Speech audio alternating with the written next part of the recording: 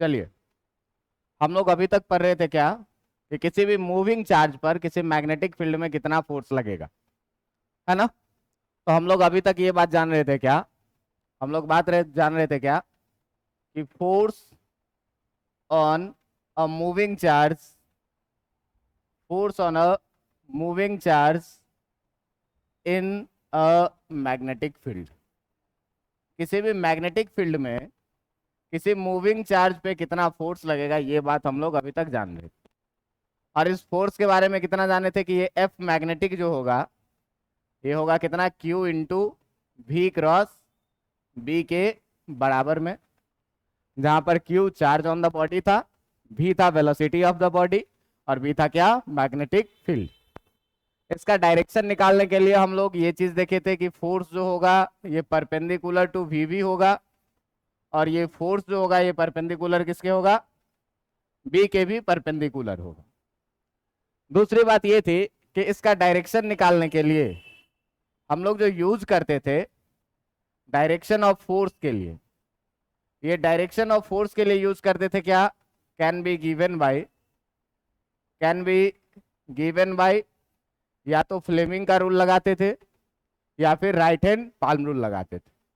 तो फ्लेमिंग का left hand rule कैसे निकाले थे कि हाथ की 4 उंगलियां लेनी है, मिडल फिंगर को रखना है चार्ज के मोशन के डायरेक्शन में, फोर्थ फिंगर को रखना है मैग्नेटिक फील्ड के डायरेक्शन में। तो थंब जो बताता था वो क्या बताता था, मैग्नेटिक फोर्स का डायरेक्शन। और पाल्म रूल कैसे निकालते थे कि राइट हैंड के 4 उंगलियों को मैग्नेटिक फील्ड के डायरेक्शन में रखिए, अंगूठा को रखिए चार्ज के मोशन के डायरेक्शन में, तो जो पाल्म का डायरेक्शन होगा वो क्या बताएगा, फोर्स बताएगा। ठीक ना। तो कैन बी गिवन बाय क्या चीज, या तो फ्लेमिंग्स लेफ्ट हैंड रूल, हम लोग यूज करते थे लेफ्ट हैंड रूल, क्या है रूल ये पीछे पढ़ चुके हैं। और दूसरा चीज क्या यूज करते थे, दूसरा चीज यूज करते थे राइट हैंड पाल्म रूल, दूसरा चीज यूज करते थे राइट हैंड पाल्म रूल।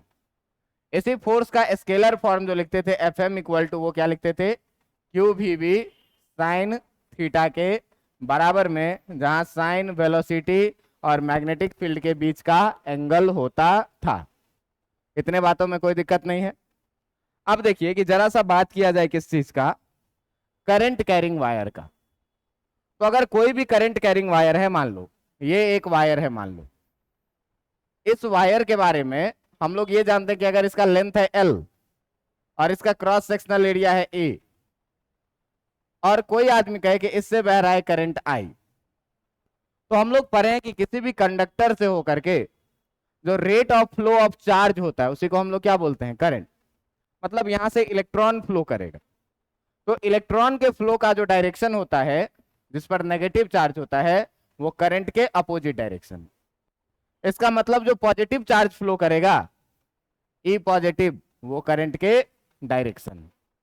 बात समझ में आ रही है, कितनी वेलोसिटी से, तो कितनी वेलोसिटी से, तो किसी भी कंडक्टर के अंदर में जो इलेक्ट्रॉन के फ्लो का वेलोसिटी होता है उसे हम लोग क्या कहते हैं, ड्रिफ्ट वेलोसिटी, और वीडी से पढ़े थे इलेक्ट्रोस्टैटिक्स में, आपको याद हो, ठीक ना। तो किसी भी करंट कैरिंग वायर से there is many moving charges, there is many moving charges in a current carrying wire, in a current carrying wire, किसी भी करंट कैरिंग वायर में बहुत सारे मूविंग चार्जेज होते हैं, ठीक ना। किसी भी करंट कैरिंग वायर में बहुत सारे मूविंग चार्जेज होते हैं। इसमें हम लोग ये जानते थे क्या कि इलेक्ट्रॉन जो है, electron moves in, electron moves in opposite direction of current, moves in opposite direction of current, कि जो इलेक्ट्रॉन के मूवमेंट का डायरेक्शन होता है वो किसके, तो करंट के डायरेक्शन के अपोजिट डायरेक्शन में। किस वेलोसिटी से, विथ ड्रिफ्ट वेलोसिटी। किस वेलोसिटी से बहता है, ड्रिफ्ट वेलोसिटी से। इसका मतलब ये हुआ कि जो पॉजिट्रॉन होगा, इलेक्ट्रॉन का उल्टा पॉजिट्रॉन जिसपे पॉजिटिव चार्ज हो, इलेक्ट्रॉन को हम लोग लिखते हैं कैसे, इलेक्ट्रॉन को लिखोगे E-, ठीक ना। तो लिखेंगे क्या कि the direction of movement of positron जो होगा, the direction of movement of the direction of movement of positron. Positron का मतलब हुआ क्या कि इलेक्ट्रॉन पर जितना चार्ज है उसका पॉजिटिव चार्ज ई प्लस। तो पॉजिटिव चार्ज किस डायरेक्शन में मूव कर रहा है? Is in the direction of, is in the direction of किसके? Is in the direction of current. ये करंट के डायरेक्शन में मूव करता है। किस वेलोसिटी से भाई? तो जितने वेलोसिटी से इलेक्ट्रॉन करंट के अपोजिट में बह रहा है उतने ही वेलोसिटी से करंट के डायरेक्शन में पॉजिट्रॉन पॉजिटिव चार्ज फ्लो करेगा। तो विथ ये भी किस चीज से? Drift velocities. अब आपको याद होगा कि कभी आपको ड्रिफ्ट वेलोसिटी वीडी का रिलेशन बताए थे करंट से। आई इक्वल टू कितना होता है? वीडी ई एन ए, बताए थे कि नहीं?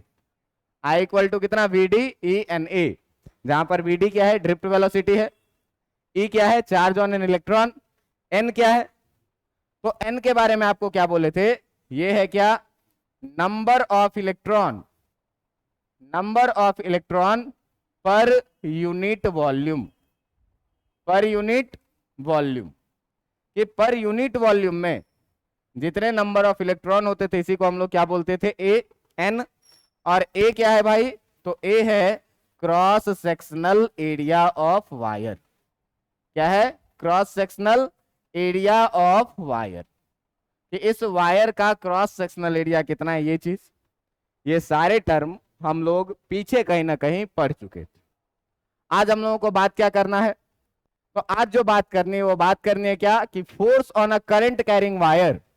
अब चार्ज नहीं रखेंगे मैग्नेटिक फील्ड में, पूरा का पूरा वायर उठा के रख देंगे मैग्नेटिक फील्ड में जिससे करंट बह रहा होगा।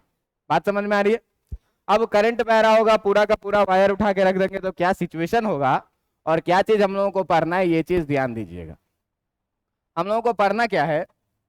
हम लोगों को पढ़ना है आज force on a current carrying wire, force on a current carrying wire in a magnetic field. जब भी अभी हम लोग मैग्नेटिक फील्ड का चर्चा कर रहे हैं तो हमेशा मैग्नेटिक फील्ड यूनिफॉर्म मान के चलना। बात समझ में आ रही है? अब ध्यान देना कि मान लिया जाए कि ये है कोई सा मैग्नेटिक फील्ड जो क्रॉस मैग्नेटिक फील्ड आपको दिखाया जाए, और इस क्रॉस मैग्नेटिक फील्ड में, इस क्रॉस मैग्नेटिक फील्ड में, इस क्रॉस मैग्नेटिक फील्ड बी में कोई एक कंडक्टर, कोई एक कंडक्टर रख दिया गया है। और इस कंडक्टर के बारे में आपको कहा जा रहा है क्या कि इस कंडक्टर से होकर के करंट बहेगी आई। इसका लेंथ है कितना? एल। इसका लेंथ है कितना? एल। इससे होकर के करंट कितनी बह रही है? आई। और इसका क्रॉस सेक्शनल एरिया जो है, ये वाला एरिया, ये एरिया भी दिया हुआ है कितना? ए। तो आपसे पूछा जाएगा क्या कि इसमें कितना फोर्स लगेगा, ये बताओ। तो जरा सा ध्यान देना कि इस कंडक्टर से करंट बह रहा है, मतलब इससे बहुत सारे इलेक्ट्रॉन बह रहे हैं, बहुत सारे नेगेटिव चार्ज बह रहे हैं। और नेगेटिव चार्ज किधर बहेंगे? तो इलेक्ट्रॉन के फ्लो का जो डायरेक्शन होगा वो करंट के अपोजिट डायरेक्शन, जो कि नेगेटिवली चार्ज बॉडी है। लेकिन प्रोटॉन जो पॉजिटिव चार्ज है, ई प्लस, जिसको पॉजिट्रॉन बोलेंगे, वो बहेगा किधर? करंट के डायरेक्शन। बात समझ में आ रही है? तो अगर हम एक छोटा सा पोर्शन लें, छोटा सा पोर्शन ले डीएल, तो इसमें बहुत सारे इलेक्ट्रॉन होंगे कि नहीं होंगे? सारे इलेक्ट्रॉन किधर बह रहे होंगे? करंट के अपोजिट डायरेक्शन में। तो पॉजिटिव चार्ज किधर बह रहा होगा? करंट के। बात समझ में आ रही है? अब देखो फोर्स किधर लगेगा। तो राइट हैंड के 4 उंगली को रखो मैग्नेटिक फील्ड के डायरेक्शन में, गया इनवर्ट। पॉजिटिव चार्ज के मूवमेंट के डायरेक्शन में अंगूठा भी है। फोर्स किधर लगेगा? मतलब इस पर जो फोर्स लगेगा वो कहीं पर क्या? ऊपर। तो इस छोटे से डीएल एलिमेंट पे मान लो कि जो फोर्स लगा वो फोर्स लगा कितना? इस छोटे से एलिमेंट पे लगा डीएफ। ऐसा ऐसा कितना एलिमेंट कटेगा? इनफाइनाइट एलिमेंट कटेगा। हर एलिमेंट पे फोर्स लग रहा है ऊपर की तरफ ही।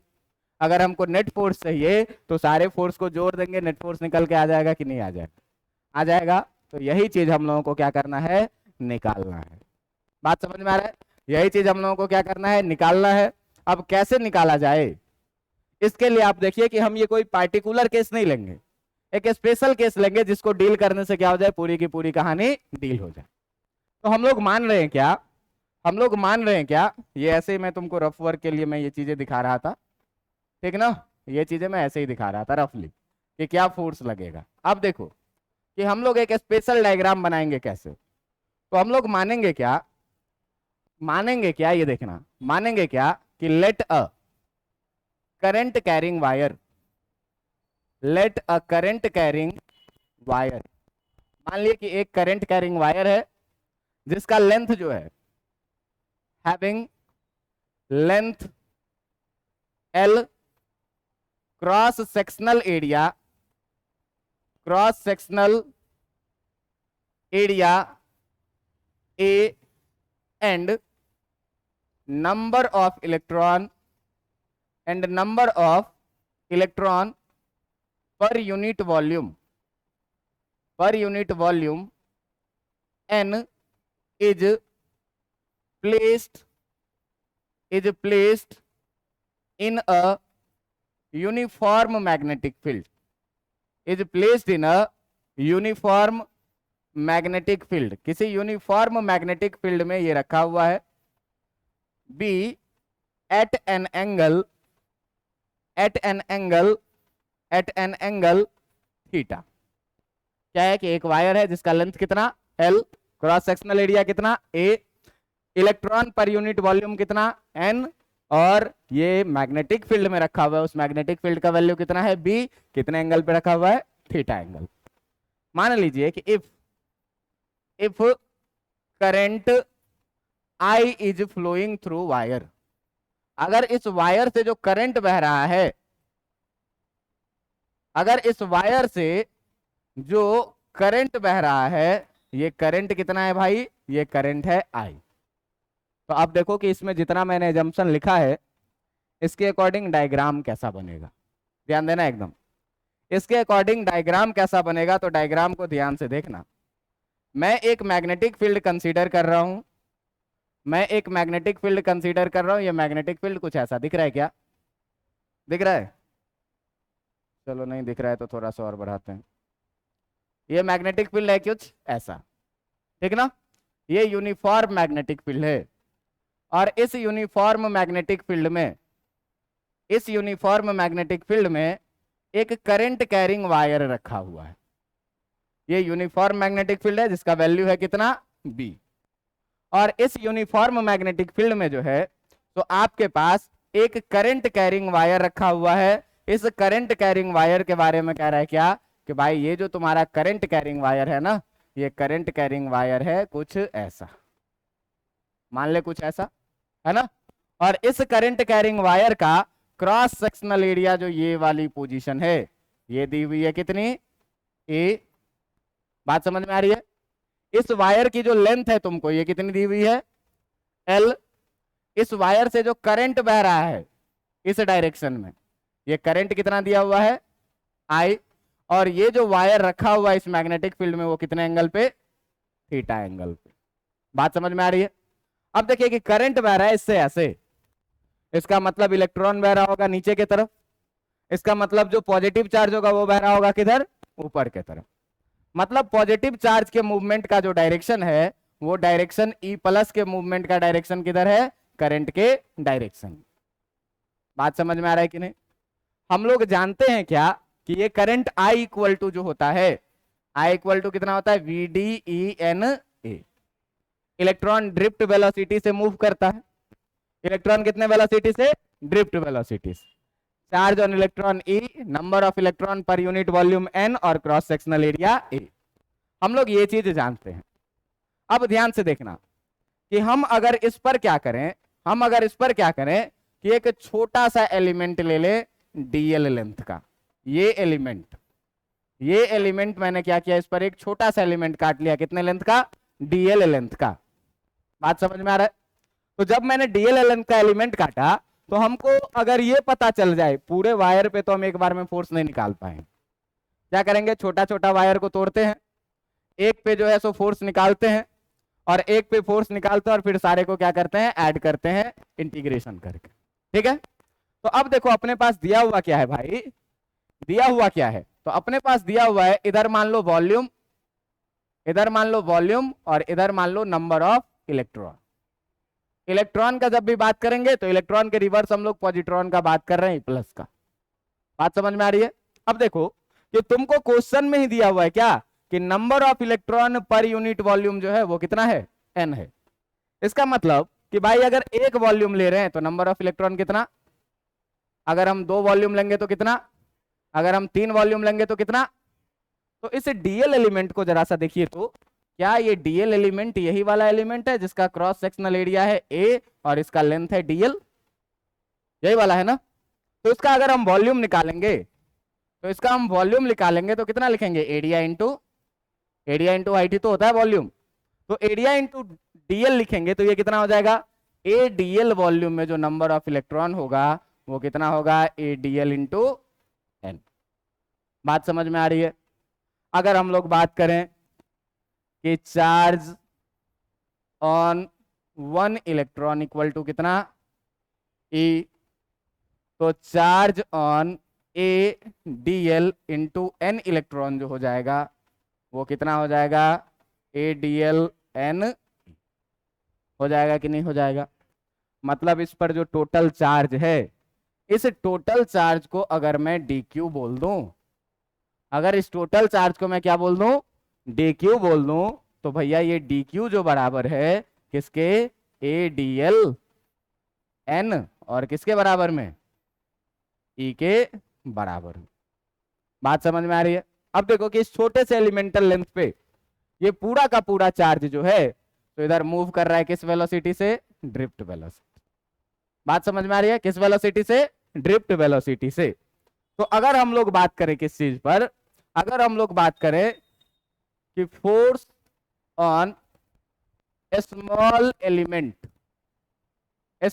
एलिमेंट डीएल जो हो जाएगा, इस फोर्स को मैं मान लेता हूं छोटा सा फोर्स क्या, डीएफ।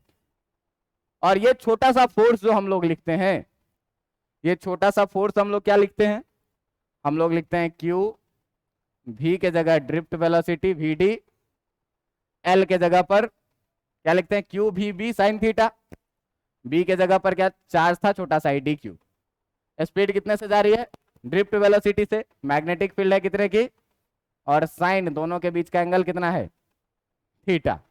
ठीक ना, दोनों के बीच का एंगल कितना है, थीटा। तो यहां पर देखना एक चीज कि ये जो डीएल एलिमेंट लिए हैं, इस डीएल को हम लोग हमेशा ही वेक्टर के जैसे ट्रीट किए हैं। जो डीएल है, ये जो डीएल है, ये डीएल हमेशा क्या होता है, is a vector in the direction of current, जिसका डायरेक्शन हम लोग कैसा मानते हैं, इन द डायरेक्शन ऑफ करंट, जिसका डायरेक्शन होता है कैसा, करंट के डायरेक्शन के जैसा। इतना लिखेंगे कि नहीं लिखेंगे भैया? यहां पर थीटा के बारे में क्या कह रहा है कि जो थीटा जो है is angle between vector B and vector dl, dl और बी के बीच का एंगल है। देखिए डीएल का डायरेक्शन इधर होगा ये, और बी का ये, इस दोनों के बीच का एंगल कितना, थीटा। अब देखिएगा ध्यान से कि यहां पर डी क्यू के जगह पर कितना होगा, ये मैंने निकाल के रखा है, A d l n e के बराबर में कितना होगा, A d l n e v d B sine कितना, थीटा। ये निकल के आया क्या, छोटा सा फोर्स डीएफ। बात समझ में आ रही है? अब देखो कि अगर अपन को टोटल फोर्स चाहिए तो ऐसा ऐसा कितना एलिमेंट इस पर काट सकते हैं, इनफाइनाइट एलिमेंट काट सकते हैं। हर एलिमेंट के कारण हम फोर्स निकालें, हर एलिमेंट के कारण हम क्या करें, फोर्स निकालें, और हर फोर्स को क्या करें, ऐड कर दें। अच्छा जरा सा देखना, इस फोर्स का जो डायरेक्शन होगा, ये डायरेक्शन कैसा होगा, तो राइट हैंड के 4 उंगली को रखिए मैग्नेटिक फील्ड के डायरेक्शन में, थंब को रखिए चार्ज के फ्लो के डायरेक्शन में। तो देखो चार्ज का फ्लो कोना कोनी हो रहा है ना, इस बार ऐसे हो रहा है ना ऐसे हो रहा है। तो डीएल का कंपोनेंट ले लो, dl cos theta, magnetic field के अलोंग कोई फोर्स नहीं लगेगा, dl sine theta, magnetic field के परपेंडिकुलर इस पे फोर्स लगेगा। तो करंट का परपेंडिकुलर हमेशा डायरेक्शन कंसीडर करना। तो देखो मैग्नेटिक फील्ड जा रहा है ऐसे, करंट जा रहा है ऊपर, फोर्स किधर लगेगा, अंदर के तरफ, मतलब फोर्स लगेगा कुछ ऐसा जो ये होगा डीएफ, और इस डीएफ का डायरेक्शन कैसा होगा, अंदर की तरफ, ये दिख रहा है कैसा, अंदर की तरफ। बात समझ में आ रही है? अब देखिए ध्यान से कि जब हमको फोर्स निकालना है तो हम लोग बात करेंगे किस चीज के लिए, फॉर टोटल फोर्स। बात करेंगे किस चीज के लिए, for total force. Total force के लिए हम लोग क्या करेंगे, इसको दोनों तरफ इंटीग्रेट कर देंगे। इधर हो जाएगा कितना, A d l n e v d B sine theta. बात समझ में आ रहा है कि नहीं आ रहा है? अब देखो कि इंटीग्रेशन में भाई कांस्टेंट क्या हो जाता है, बाहर हो जाता है। तो ध्यान से देखोगे तो क्रॉस सेक्शनल एरिया ए क्या है, कांस्टेंट है वायर का, इसको आप बदल। नंबर ऑफ इलेक्ट्रॉन पर यूनिट वॉल्यूम, ये भी क्या है, कांस्टेंट है। Charge on electron equal to 1.6 into 10⁻⁻19 coulomb, ये भी क्या है, कांस्टेंट। आप देखिए ड्रिफ्ट वेलोसिटी क्या होता है, कांस्टेंट। ड्रिफ्ट वेलोसिटी भी क्या होता है, कांस्टेंट। मैग्नेटिक फील्ड यूनिफॉर्म दिया हुआ है, मतलब क्या, कांस्टेंट। और अच्छी बात ये है क्या कि थीटा भी है, क्या, थीटा भी कांस्टेंट है। कैसे है थीटा कांस्टेंट भाई? तो यहां से देखो, यहां पर भी थीटा थीटा, यहां पर भी थीटा कितना, उतना ही, यहां पर भी थीटा कितना, उतना ही, यहां पर भी थीटा कितना, हर जगह थीटा का वैल्यू भी क्या है, कांस्टेंट। तो जब थीटा कांस्टेंट, इसका मतलब साइन थीटा भी क्या, इसका मतलब साइन थीटा भी क्या हो जाएगा, कांस्टेंट हो जाएगा। अब जरा सा ध्यान से देखिएगा कि इसमें क्या लिखे हैं, इंटीग्रेशन डीएफ हो जाएगा एफ, और इधर ए बाहर, एन ई वी डी बाहर, है ना, क्या सब बाहर, ए बाहर, एन ई वी डी बाहर, बी बाहर, साइन थीटा बाहर, सारा कांस्टेंट है, बच जाएगा क्या, इंटीग्रेशन ऑफ डीएल। देखो इसी को मैं थोड़ा सा अरेंज करके लिखूं, v d e n A, इसको इधर से इधर तक अरेंज करके लिखिए। और कितना लिखेंगे, बी साइन थीटा, और इंटीग्रेशन ऑफ डीएल कितना हो जाएगा, एल। छोटा छोटा एलिमेंट डीएल काटेंगे और फिर सारे डीएल को जोड़ेंगे तो ये पूरा एल लेंथ का कंडक्टर मिल जाएगा। बात समझ में आ रहा है कि नहीं? अब देखिए कि यहाँ पर मजे की बात क्या है, यहाँ पर मजे की बात क्या है कि ये टर्म सर जाना जाना सा लग रहा है। V d e n A जो कि होता है किसके बराबर में, करंट के बराबर में सर। ये किसके बराबर में होता है, करंट के बराबर में। अब ये टर्म जब जाना जाना सा है, जो होता है करंट के बराबर में, तो बताओ कि F इक्वल टू, इसको आई बी एल साइन थीटा लिख सकते हैं कि नहीं लिख सकते? आई तुम्हारा स्केलर है, फॉर्मूला यही हो गया, फॉर्मूला हो गया यही। लेकिन ध्यान देना, इसके वेक्टर फॉर्म को लिखने का प्रयास कर रहे हैं, फॉर्मूला हो गया यही। अब देखो कि आई स्केलर है, बी वेक्टर है, एल भी क्या है, वेक्टर है, जिसका डायरेक्शन करंट के डायरेक्शन में है, और साइन थीटा है। तो आप तुम बताओ कि इस एफ को आई इंटू बी क्रॉस एल, या फिर इसी एफ को आई इंटू एल क्रॉस बी लिख सकते हैं कि नहीं लिख सकते हैं? लिख सकते हैं। अब इस दोनों में से सर कौन सा सही लिखाएगा? तो हम फोर्स का डायरेक्शन पहले ही पता कर ले कि इनवार्ड फोर्स है। अब अगर बी क्रॉस एल इनवार्ड होगा तो ये वाला सही हो जाएगा, और अगर एल क्रॉस बी इनवार्ड होगा तो ये वाला सही हो जाएगा। अब देखना है कि दोनों में से फोर्स का कौन सा डायरेक्शन सही है। बात समझ में आ रहा है? तो आ जाओ कहां पर, फिर से डायग्राम में देखो, एल जा रहा है अपना ऊपर और बी है ऐसे। तो अगर बी क्रॉस एल लिखना है तो हाथ के 4 उंगली को बी से एल के तरफ घुमाएंगे, अंगूठा किधर आएगा, लेकिन फोर्स किधर है, तो बी क्रॉस एल तो नहीं लिखाएगा। लेकिन अगर एल से बी के तरफ घुमाएंगे तो अंगूठा किधर जाएगा, फोर्स का भी डायरेक्शन किधर है, मतलब ये क्या लिखाएगा, एल क्रॉस बी, ना कि बी क्रॉस एल। तो देखो भाई यहां पर मिला के आपने को, यहां पर मिला के आपने को कि जो बी क्रॉस एल है, ये बी क्रॉस एल गलत हो गया। क्यों? कि ये फोर्स दिखा रहा है कि ये फोर्स जो होगा ये किधर होगा, इनवर्ड, जबकि बी क्रॉस ए क्या बता रहा है कि हम होंगे किधर, आउटवर्ड।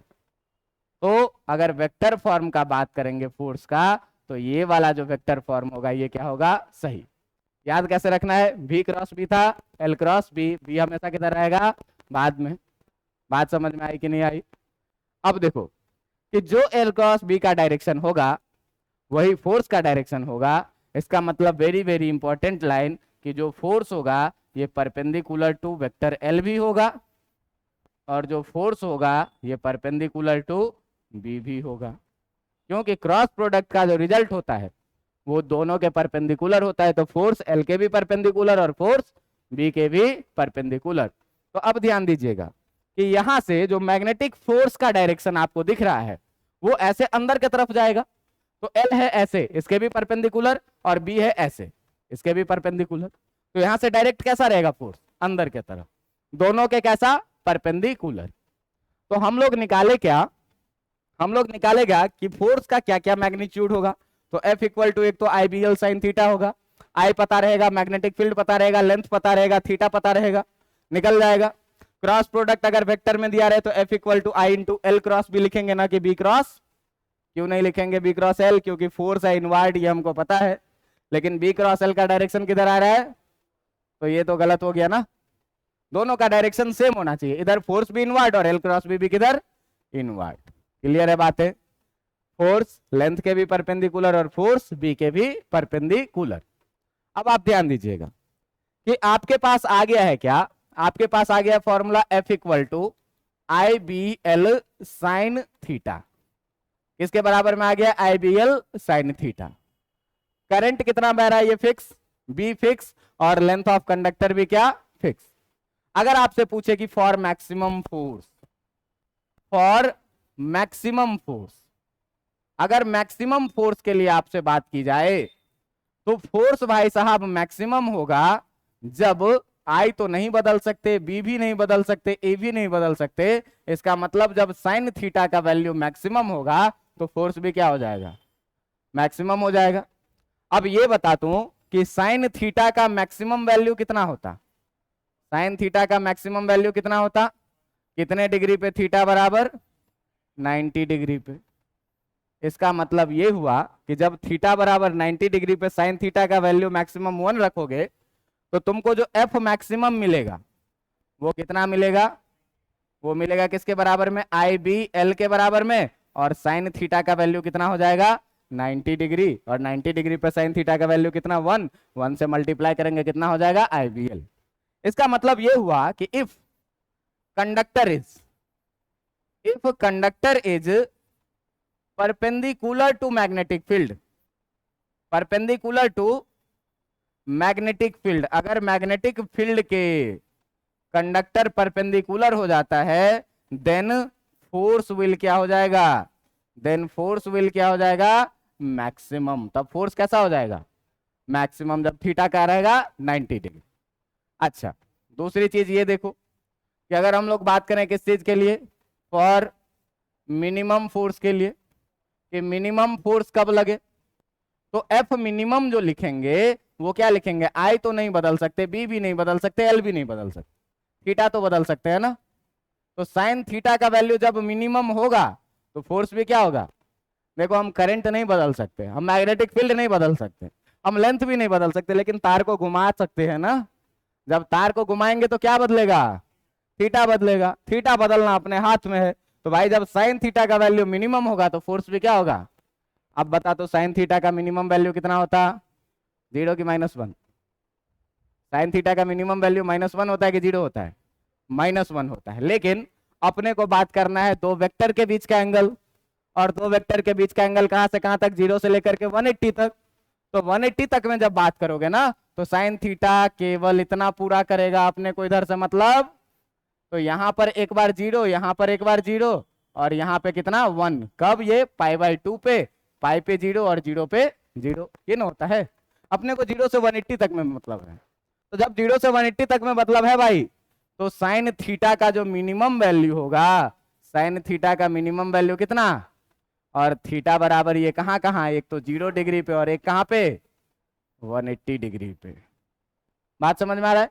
साइन थीटा का मिनिमम वैल्यू जब इसमें 0 डालोगे तो एफ मिनिमम कितना हो जाएगा, एफ मिनिमम का वैल्यू कितना हो जाएगा, एफ मिनिमम का वैल्यू हो जाएगा कितना, 0। इसका मतलब ये हुआ कि यदि current carrying conductor magnetic field के अलोंग रहे, मतलब थीटा या तो 0 डिग्री या तो 180 डिग्री, तो इस पर कोई फोर्स नहीं लगेगा।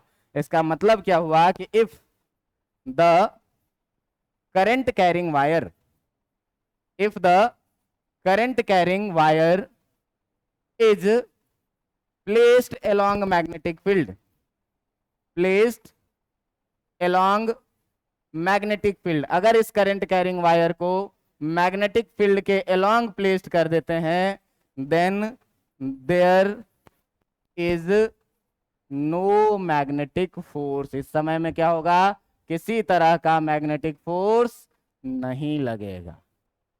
बात समझ में आया कि नहीं आया? अभी तक में क्या पढ़े? अभी तक में जो पढ़े वो एक बार में conclusion. Force on a current carrying wire F equal to कितना, IBL साइन थीटा।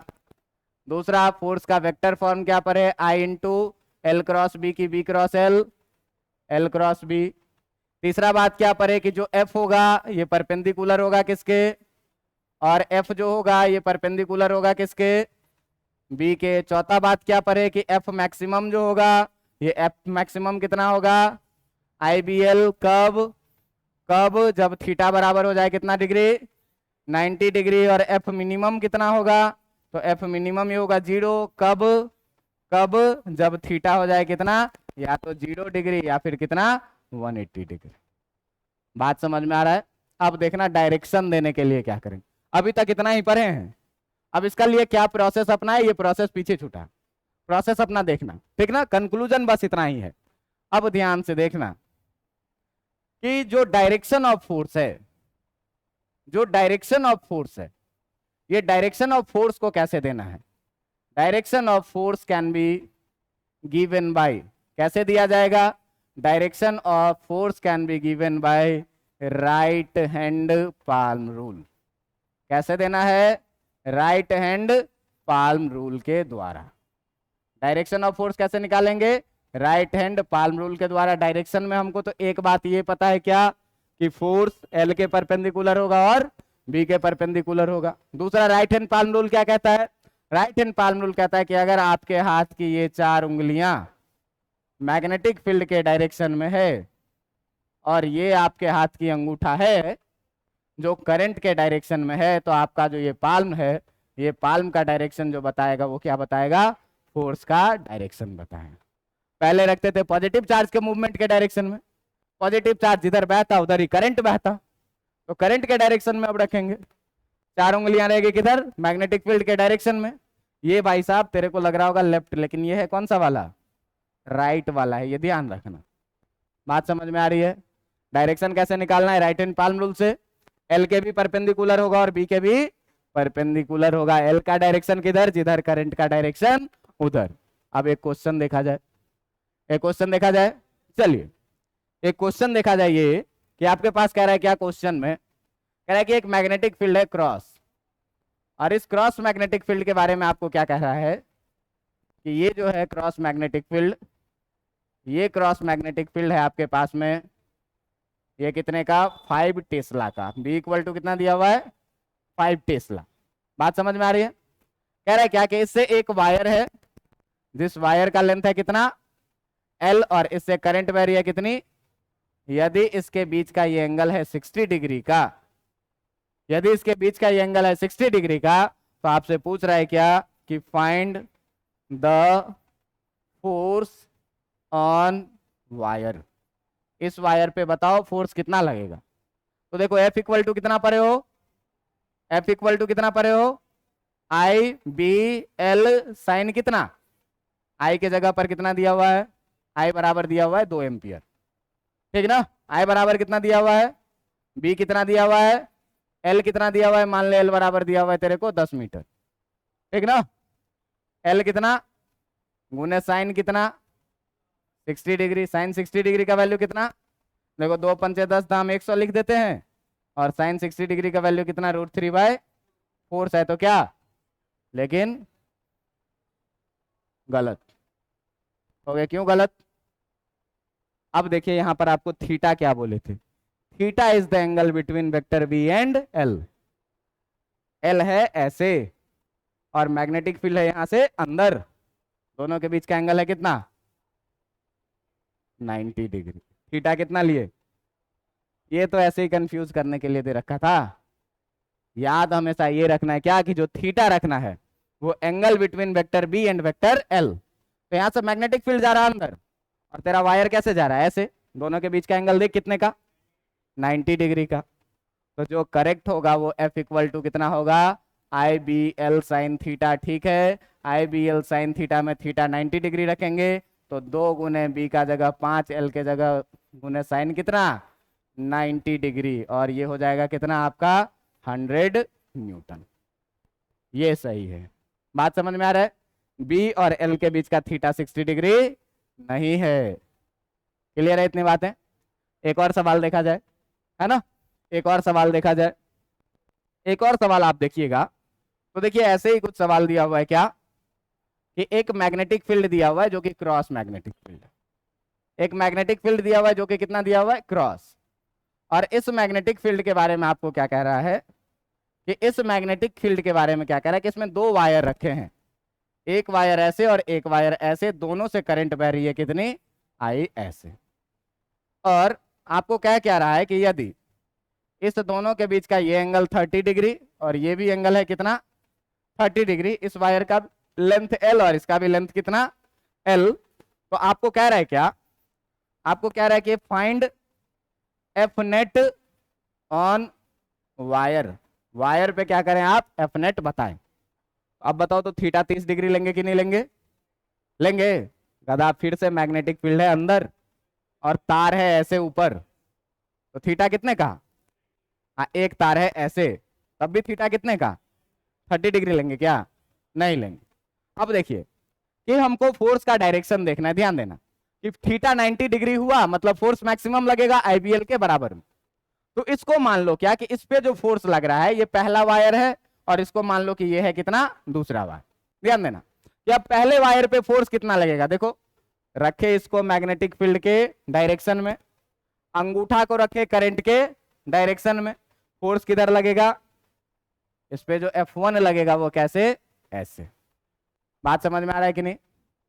अच्छा दूसरे वाले में देखो कि ये गया इधर, करंट गया ऊपर, फोर्स कैसे लगेगा नीचे, इस पे फोर्स लगा ऐसे F2, और हमको ये पता है इसका लेंथ L है, मैग्नेटिक फील्ड ये दिया हुआ है कि B है, थीटा 90 डिग्री है, करंट दोनों से सेम है, तो जो F1 है और जो F2 है ये दोनों बराबर किसके हो जाएगा, IBL के हो जाएगा कि नहीं, क्योंकि magnetic field B, current I और लेंथ कितना, और थीटा 90 डिग्री दोनों केस में, तो F1 F2 दोनों किसके बराबर में हो जाएगा, IBL के बराबर में।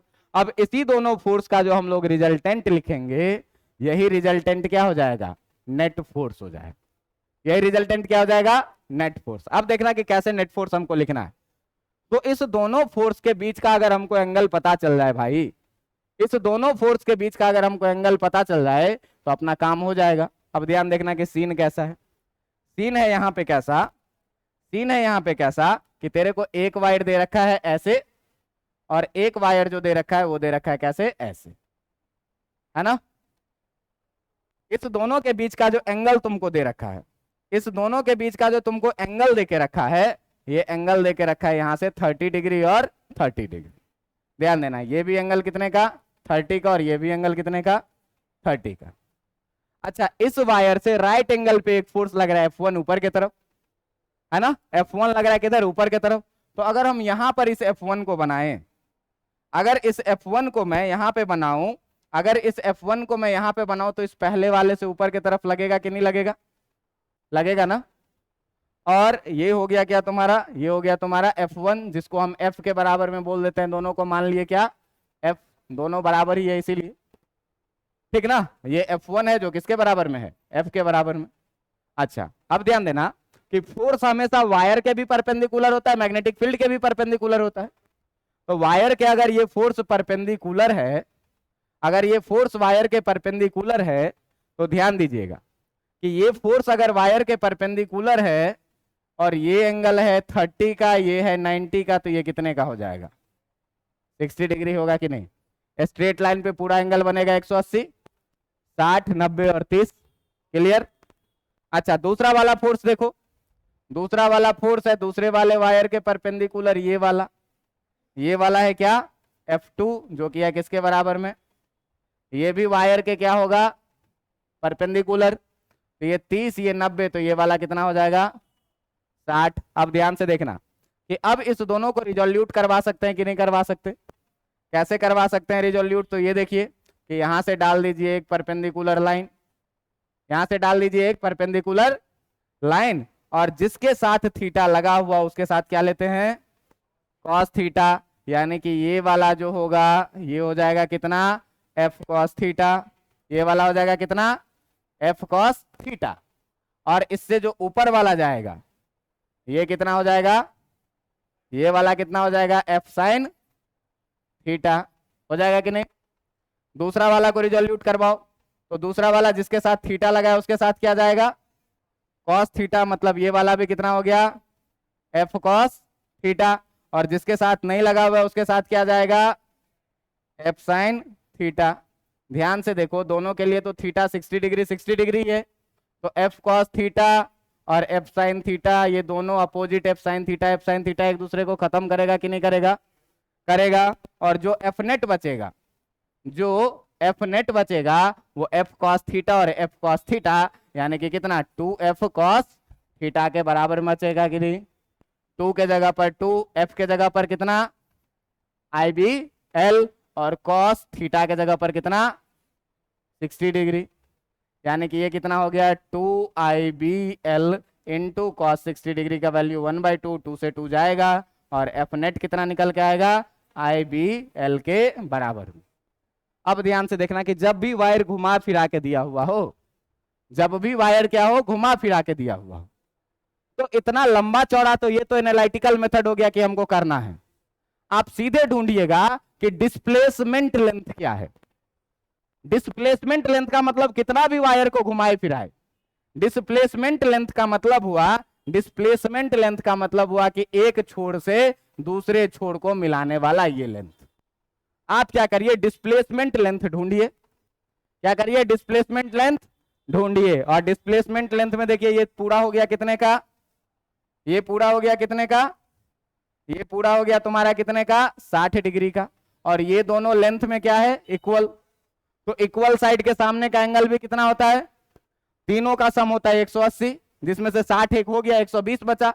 120 को बराबर बराबर में बांटेंगे तो ये भी 60 होगा और ये भी कितना होगा, मतलब ये इक्विलेटरल ट्रायंगल बन गया सर, सारा एंगल 60 डिग्री का। तो अब इक्विलेटरल बन गया, तो ये एल है, ये एल है, तो ये भी कितना होगा, सीधे सीधे एफ नेट लिख दोगे एल लेंथ के लिए कितना, आई बी एल साइन थीटा।